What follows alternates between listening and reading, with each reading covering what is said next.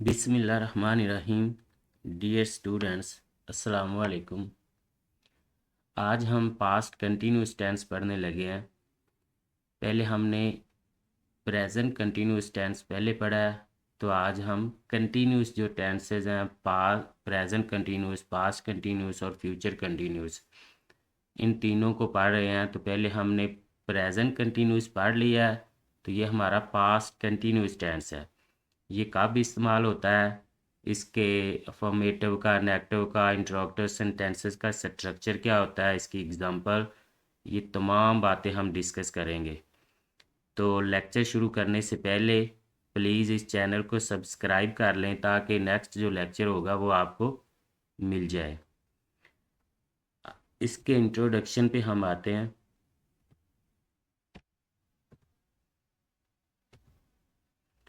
अच्छा, इंट्रोडक्शन में इसको हम देखेंगे कि इसमें ये टेंस यूज़ कब होता है। It is used to express a continue or ongoing action in the past। माजी में ongoing action, कोई काम जारी हो तो हम past continuous tense यूज़ करते हैं। An action that occurred in the past and was completed at some point in the past। ये भी वही बात है कि कोई काम माजी में जारी हुआ है तो वो थोड़ी देर कंटिन्यू रहा है। तो माजी में अगर कोई काम कंटिन्यू है, ज़ाहिर है वो जारी हुआ है, थोड़ी देर कंटिन्यू रहा है, तो उसके लिए हम पास्ट कंटिन्यूस टेंस यूज़ करते हैं। For example, she was dancing, यानी कि पास्ट में कोई काम जारी है तो हम पास्ट कंटिन्यूस टेंस यूज़ करेंगे। This sentence shows ongoing action dancing that occur in the past. इसके रूल्स की बात करते हैं। मैंने आप लोगों को बताया हुआ है कि अगर आप टेंसेस सीखना चाहते हैं तो आपको सिर्फ दो बातें याद रखनी है। एक तो आपने याद रखनी है कि कौन से टेंस में कौन सी हेल्पिंग वर्ब यूज़ होती है, और एक आपने याद रखनी है कौन से टेंस में कौन सी मेन वर्ब यूज़ होनी है। बाकी सब्जेक्ट ऑब्जेक्ट ये सेम ही रहते हैं, इनकी जो सीक्वेंस है वो भी सेम रहता है। यानी कि 12 टेंसेज हैं, इन 12 के 12 टेंसेज में जो सीक्वेंस होगा, पहले हम सब्जेक्ट लगाएंगे, फिर हेल्पिंग वर्ब लगाएंगे, फिर मेन वर्ब और फिर ऑब्जेक्ट, ये तमाम में सेम ही रहना है। जो हेल्पिंग वर्ब है ये अपनी जगह पे रहेगी तमाम टेंसेज में, लेकिन ये अकॉर्डिंग टू टेंस चेंज होती रहेगी। तो ये हमने सीखना होता है कि कौन से टेंस में कौन सी हेल्पिंग वर्ब लगानी है, और मेन वर्ब भी चेंज होती रहती है। ये दो, अगर मेन वर्ब और हेल्पिंग वर्ब की समझ हमें आ गई तो ये सारे टेंसेस हमें इजीली समझ आ जाएंगे। तो अगर हम पास्ट कंटिन्यूस टेंस की बात करें तो इसमें जो हेल्पिंग वर्ब यूज होती है वो बी होती है। बी की जो पास्ट फॉर्म होती है वाज और वार, एज हेल्पिंग वर्ब यूज होती है। और ये हमें पता है कि अगर सब्जेक्ट सिंगुलर होगा तो वार यूज़ करेंगे, अगर सब्जेक्ट प्लूरल होगा तो फिर हम वार यूज़ करेंगे। हमने पढ़ा हुआ है कि प्रेजेंट कंटिन्यूस टेंस में भी जो हेल्पिंग वर्ब बी यूज़ होती है, और पास्ट में भी बी यूज़ होती है, और फ्यूचर कंटिन्यूस में भी बी यूज़ होती है। यानी कि जो कंटिन्यूस के तीनों टेंसेज हैं, प्रेजेंट कंटिन्यूस, पास्ट कंटिन्यूस और फ्यूचर कंटिन्यूस, तीनों में ही बी हेल्पिंग वर्ब यूज़ हो रही है मुख्तलिफ हालतों में। मसलन प्रेजेंट कंटिन्यूस में बी की जो वी एस फॉर्म होती है, इज़ एम आर यूज़ होती है, और जो पास्ट कंटिन्यूस है इसमें जो बी की पास्ट फॉर्म है वाज एंड वार यूज़ होती है, और इस तरह जो फ्यूचर कंटिन्यूस है उसमें विल बी या शैल बी यूज़ होगी। तो आज हम बात करेंगे हमारे टेंस जो पास्ट कंटिन्यूस है, इसमें हेल्पिंग वर्ब वाज और वार जो बेसिकली बी की पास्ट फॉर्म है वो यूज़ होनी है, और जो मेन वर्ब है वो हमारी प्रेजेंट पार्टिसिपल यूज़ होनी है। तीनों में ही प्रेजेंट पार्टिसिपल यूज़ होती है, प्रेजेंट कंटिन्यूस में भी, पास्ट कंटिन्यूस में भी और फ्यूचर कंटिन्यूस में भी। इसीलिए मैंने ये टेंसेस इस तरतीब से पढ़ा रहा हूँ, या इस तरतीब से हम डिस्कस कर रहे हैं ताकि इजी हो समझना। यूज़ ये कब होता है, express on going action in the past. अगर हम उर्दू के फ़िक्रात की बात करें तो इसके तो हमें पता है, रहा था, रही थी, रहे थे वगैरह उर्दू के फ़िक्रात के आखिर में आएगा तो हमें पता चल जाएगा कि ये हमारा पास्ट कंटिन्यूस टेंस है। इंग्लिश में अगर बात करें हम तो express the on going action in the past, यानी कि माजी में कोई काम जारी रहा है तो इसके लिए हम पास्ट कंटिन्यूस टेंस यूज़ करेंगे। Express the continue action in the past, ये भी सेम ही बात हो रही है। Action occurred in the past and completed at some point in the past, ये सेम ही बात कर रहा है लेकिन मुख्तलिफ अंदाज में बात हो रही है कि माजी में, पास्ट में अगर कोई काम जारी है तो उसके लिए हम पास्ट कंटिन्यूस टेंस यूज़ करेंगे। Express ongoing nature of an action in the past, same ही बात हो रही है। An action was continuing at a past time, ये इन तमाम पॉइंट्स में एक ही बात डिस्कस हो रही है कि अगर पास्ट में कोई काम जारी है तो इसके लिए हम पास्ट कंटिन्यूस टेंस यूज़ करेंगे। उर्दू के फ़िक्रात के आखिर में रहा था, रहे थे, रहा था वगैरह, रही थी वगैरह आता है। स्ट्रक्चर ऑफ सेंटेंस का स्ट्रक्चर क्या होगा पास्ट कंटिन्यूस टेंस में? ये हम जितने भी टेंसेज हमने सीख लिए हैं या पढ़ लिए हैं उनमें हमने पढ़ा हुआ है कि सबसे पहले हम सब्जेक्ट लगाते हैं, सब्जेक्ट के बाद हम हेल्पिंग वर्ब या ऑक्सिलरी लगाते हैं, हेल्पिंग वर्ब लगाने के बाद हम मेन वर्ब लगाते हैं और मेन वर्ब के बाद हम ऑब्जेक्ट लगाते हैं। ये चार चीज़ें जो हैं ये तरतीब रहनी है तमाम टेंसेस में एक जैसे। सबसे पहले सब्जेक्ट, फिर हेल्पिंग वर्ब, फिर मेन वर्ब और फिर ऑब्जेक्ट। लेकिन जो हेल्पिंग वर्ब है वो अकॉर्डिंग टू टेंस चेंज होती रहेगी और जो हमारी मेन वर्ब है वो भी अकॉर्डिंग टू टेंस चेंज होती रहेगी। तो इसका जो स्ट्रक्चर होगा वो क्या होगा, सबसे पहले हम सब्जेक्ट लगाएंगे, सब्जेक्ट के बाद ऑक्सिलरी हमारी बी आ रहेगी, बी की जो पास्ट फॉर्म है वाज और वर ये हम यूज़ करेंगे। मेन वर्ब इसमें प्रेजेंट पार्टिसिपल यूज़ होगी यानी कि फर्स्ट फॉर्म प्लस आईएनजी का इजाफा करेंगे हम और आखिर में ऑब्जेक्ट लगा देते हैं। ये चार चीज़ें इस तरतीब से आनी है। In negative sentences not is added after helping verb, अगर नेगेटिव हमने सेंटेंसेस बनाने हैं तो हम हेल्पिंग वर्ब के बाद नॉट का इजाफा कर देंगे। अगर इंट्रोगेटिव बनाने हैं तो जो हेल्पिंग वर्ब हैं उनको हम स्टार्ट में कर देंगे। ये स्ट्रक्चर सिंपल स्ट्रक्चर होगा पास्ट कंटिन्यूस टेंस में। अब हम एक जो फॉर्मेटिव नेगेटिव इनका लहदा स्ट्रक्चर देखते हैं। सबसे पहले हमारे पास आते हैं अफर्मेटिव सेंटेंसेस जिनको आप मुस्बत फ़िक्रात भी कहते हैं, पॉजिटिव सेंटेंसेस भी कहते हैं यानी कि सादा फ़िक्रात। इनकी इंग्लिश बनाने का क्या तरीका है, सबसे पहले हम सब्जेक्ट लगाएंगे, सब्जेक्ट के बाद हेल्पिंग वर्ब लगाएंगे, हेल्पिंग वर्ब के बाद मेन वर्ब लगाएंगे और आखिर में ऑब्जेक्ट लगा देंगे।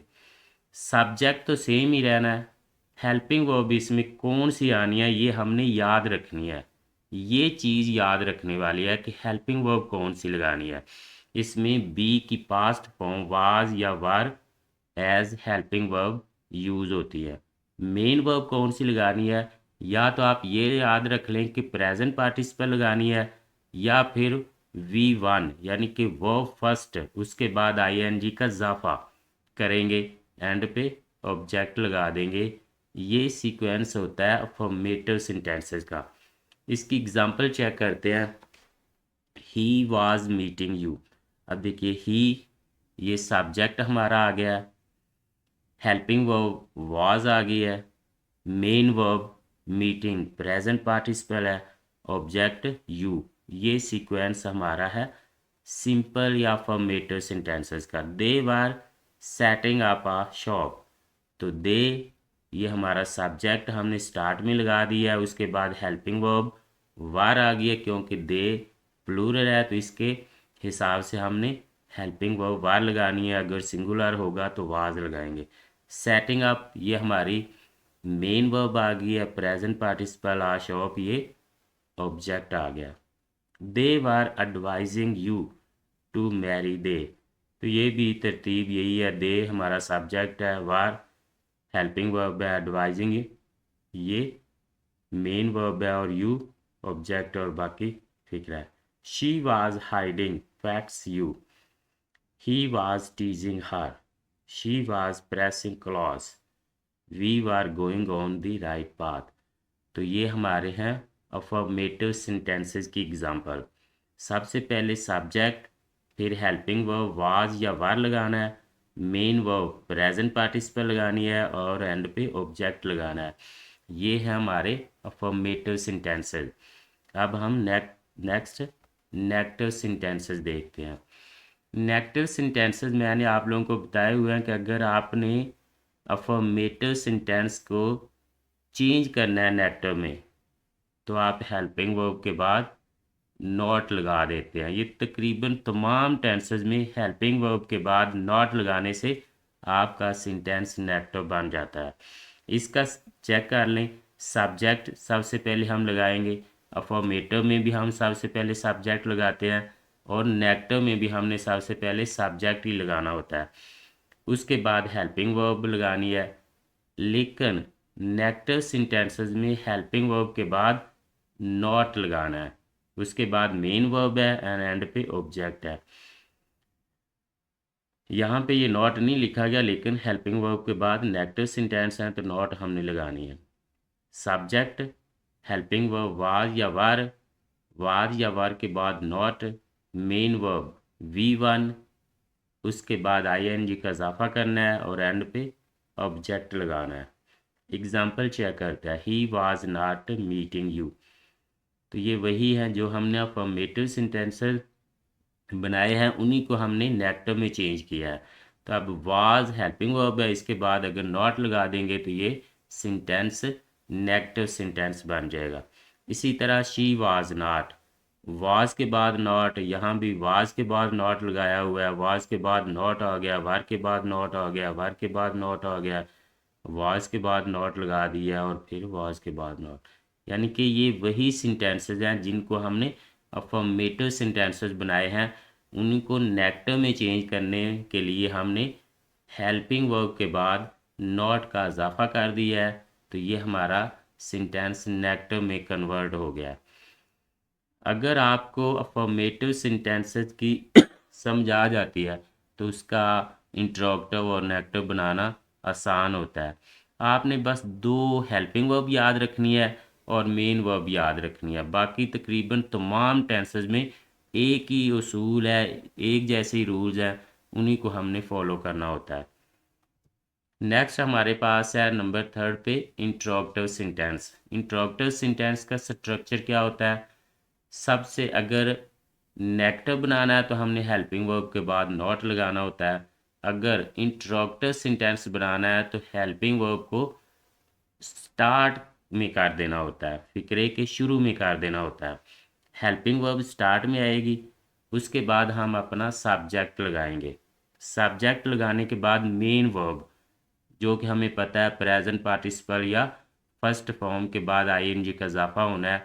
ये तकरीबन अफर्मेटिव में, नेगेटिव में, इंट्रोगेटिव में, तमाम किस्म के फिक्रात में मेन वर्ब सेम ही रहनी है, यानी कि प्रेजेंट पार्टिसिपल रहनी है। एंड पे ऑब्जेक्ट आ जाएगा। हेल्पिंग वर्ब वाज या वर आएगा, सब्जेक्ट सेम ही आएगा, main verb V1 plus ING, and object आएगा। एग्जाम्पल चेक करें, वाज ये हमारी हेल्पिंग वर्ब थी जो कि हमने स्टार्ट में कर दिया है।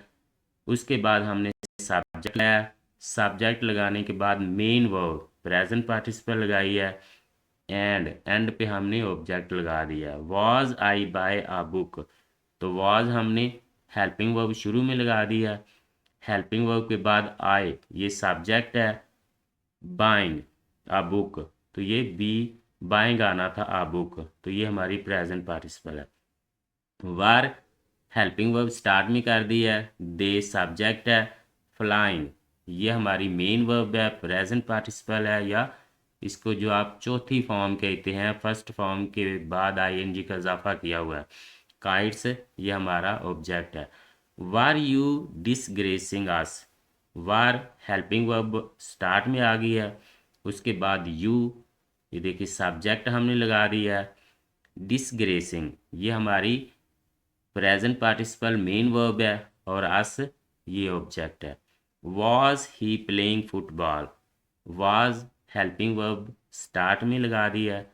ही सब्जेक्ट है, प्लेइंग मेन वर्ब है, प्रेजेंट पार्टिसिपल है, फुटबॉल ये ऑब्जेक्ट है।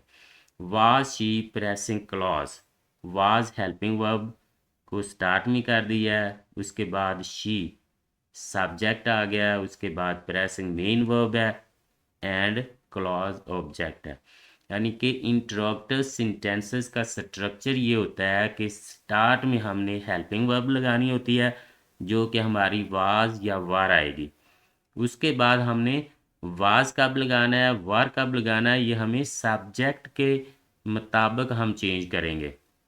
अगर तो हमारा सब्जेक्ट सिंगुलर है तो हम वाज लगाएंगे, अगर प्लूरल है तो फिर वार लगाएंगे। इसके बाद हम सब्जेक्ट लग गया है, उसके बाद मेन वर्ब जो है प्रेजेंट पार्टिसिपल लगा देंगे एंड पे ऑब्जेक्ट लगा देंगे। ये थे इंट्रोगेटिव सेंटेंसेस। नंबर 4 पे है इंट्रोगेटिव प्लस नेगेटिव सेंटेंसेस, यानी कि मनफी और सवालिया इकट्ठे फिक्रा जो होते हैं उनको कैसे बनाते हैं, उनका क्या स्ट्रक्चर है। ये तो जैसे सिंपल इंट्रोगेटिव होते हैं, पहले हम हेल्पिंग वर्ब लगा देंगे, उसके बाद सब्जेक्ट आएगा, सब्जेक्ट के बाद हमने नॉट का इजाफा करना है और उसके बाद मेन वर्ब लगानी है और एंड पे ऑब्जेक्ट लगाना होता है।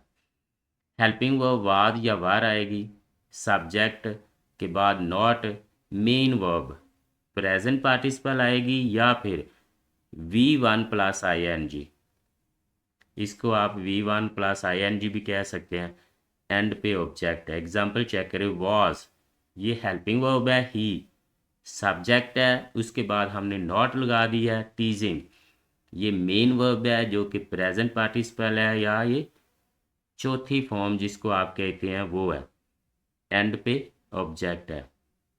Was I not buying a book, was आ गया, उसके बाद आई सब्जेक्ट है, सब्जेक्ट के बाद नॉट है और ये बाइंग आना था, ये हमारी मेन वर्ब है, आ बुक ऑब्जेक्ट है। Were they not flying kites, were helping verb को स्टार्ट में किया हुआ है, उसके बाद दे सब्जेक्ट है, सब्जेक्ट के बाद नॉट है, नॉट के बाद मेन वर्ब प्रेजेंट पार्टिसिपल है, काइट्स ये ऑब्जेक्ट है।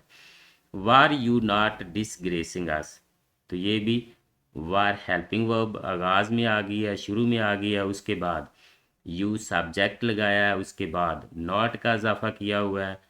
डिसग्रेसिंग ये हमारे पास हमारी मेन वर्ब है जो कि प्रेजेंट पार्टिसिपल है, एंड पे ऑब्जेक्ट है। Was he not playing football, was ये हेल्पिंग वर्ब है, ही सब्जेक्ट है, उसके बाद नॉट का इजाफा किया हुआ है, प्लेइंग ये मेन वर्ब है, फुटबॉल ये ऑब्जेक्ट है।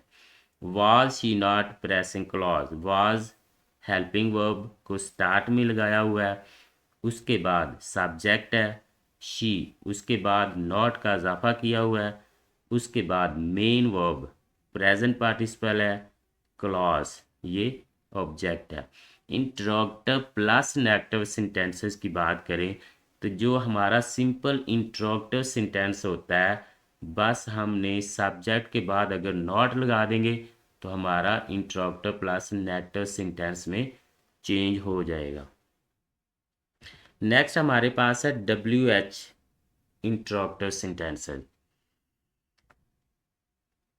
WH इंट्रोगेटिव सेंटेंसेस की बात करें तो सबसे पहले हमने WH वर्ड्स, ये जो WH वाले अल्फाज होते हैं मसलन who, how, where, when, why, which, इस तरह के जो अल्फाज हैं WH से शुरू होते हैं, उन अल्फाज को हमारे जो सेंटेंस है उसकी सब्जेक्ट के मुताबिक या उसकी सेटिंग के मुताबिक हम हाउ आएगा, वेयर आएगा, व्हेन आना है, ये लगा देना होता है। उसके बाद हमने हेल्पिंग वर्ब लगानी है, हमें पता है या वॉज आएगी या वार आएगी, उसके बाद मेन वर्ब आएगी और एंड पे ऑब्जेक्ट आएगा। WH वर्ड्स लगा दिए हम, उसके बाद वाज या वार हेल्पिंग वर्ब आनी है, उसके बाद सब्जेक्ट आना है, जो कि यहाँ पे ये मिस्टेक हो गई है लिखने में। तो यहाँ पे सब्जेक्ट आना है हेल्पिंग वर्ब के बाद, उसके बाद हमने मेन वर्ब लगानी है और एंड पे ऑब्जेक्ट लगाना है। यानी कि यहाँ पे WH वर्ड्स, उसके बाद हेल्पिंग वर्ब और यहाँ पे सब्जेक्ट लगाना है हेल्पिंग वर्ब के बाद। तो उसके बाद मेन वर्ब और एंड ऑब्जेक्ट लगाना है। यहाँ पे चूंकि मिस्टेक हुई है, हेल्पिंग वर्ब के बाद डायरेक्ट मेन वर्ब लिखा हुआ है, लेकिन यहाँ पे हेल्पिंग वर्ब के बाद हमने अपना सब्जेक्ट लगाना है। इसकी एग्जांपल चेक करते हैं। How was she hiding facts you. अब देखिए हाउ, ये WH वाला लफ्ज़ आ गया है, उसके बाद वाज हेल्पिंग वर्ब है, हेल्पिंग वर्ब के बाद मैंने बताया कि हमारा सब्जेक्ट आना है। तो शी सब्जेक्ट है, हाइडिंग ये मेन वर्ब है जो कि प्रेजेंट पार्टिसिपल है, फैक्ट्स यू ये हमारे पास ऑब्जेक्ट है। वेयर वाज ही टीजिंग हर, तो ये वेयर हमारा WH वाला वर्ड है, उसके बाद वाज हेल्पिंग वर्ब है, हेल्पिंग वर्ब के बाद सब्जेक्ट लगाना है। यहाँ पे सब्जेक्ट चूंकि नहीं लिखा हुआ, ये मिस्टेक हुई है, यहाँ पे आपने सब्जेक्ट हेल्पिंग वर्ब के बाद लगाना है। उसके बाद मेन वर्ब जो है वो हमारी, हमें पता है कि फर्स्ट फॉर्म प्लस ING वाली आनी है, एंड पे ऑब्जेक्ट आना है। When was I buying a book, when ये WH वाला लफ्ज़ है, उसके बाद वाज या वार वाज आएगा, उसके बाद सब्जेक्ट है, उसके बाद बाइंग ये हमारा मेन वर्ब है। आ बुक ये भी यहाँ पे बाइंग आना है, आ बुक तो ये ऑब्जेक्ट है। Y were they flying kites, Y WH वाला लफ्ज़ आ गया, यानी कि ये उसके मुताबिक वो कब काम करेगा, क्यों करेगा, कौन करेगा, कब करेगा, उसके मुताबिक हम ये वर्ड चेंज कर देंगे। तो why were they flying kites, who are you disgracing us, where was he playing football, how was he pressing cloth. तो ये बेसिकली तमाम जो सेंटेंसेस हैं यही फॉर्मेटिव में बनाए गया है, इन्हीं को नेगेटिव में कन्वर्ट किया गया है, इन्हीं को इंट्रोगेटिव में, इन्हीं को WH वाले लफ्ज़ों में कन्वर्ट किया गया है। तो इसलिए ये पहले हम बार बार इनको डिटेल से पहले ही डिस्कस कर चुके हैं, इसलिए अब हमें बार बार डिटेल में डिस्कस करने की ज़रूरत नहीं है।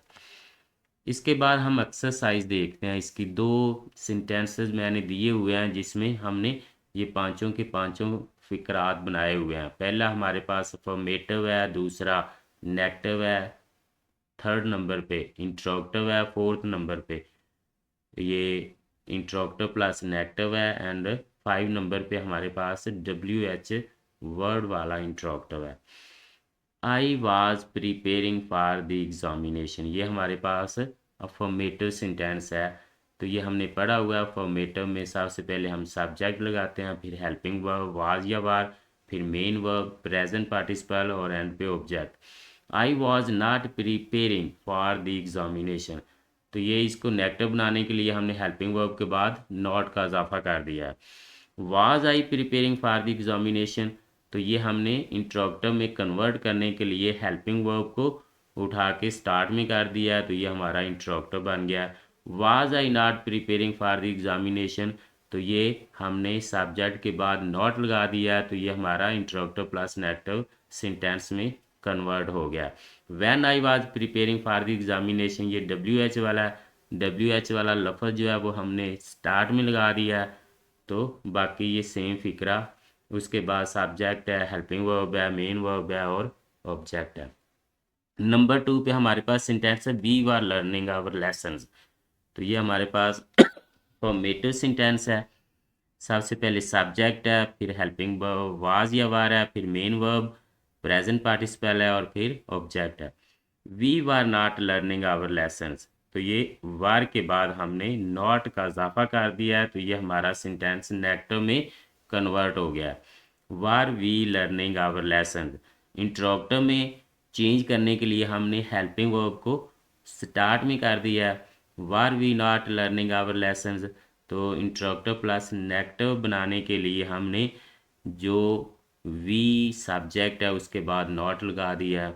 How are we learning our lesson, तो ये WH वाला लफ्ज़ जो स्टार्ट में कर दिया है, उसके बाद हेल्पिंग वर्ब वर है, उसके बाद वी सब्जेक्ट है, learning present participle main verb है, आवर लेसन्स ये हमारे पास ऑब्जेक्ट है। तो ये हमारे पास जो टेंस था पास्ट कंटिन्यूस टेंस, इसकी तकरीबन हमने तमाम किस्म के फ़िक्रात, affirmative, negative, interrogative plus negative, WH interrogative, ये तमाम डिटेल से डिस्कस किया है। अब इसके हिंट्स क्या है, यानी कि आप लोगों को कैसे पता चलेगा कि ये पास्ट कंटिन्यूस टेंस है।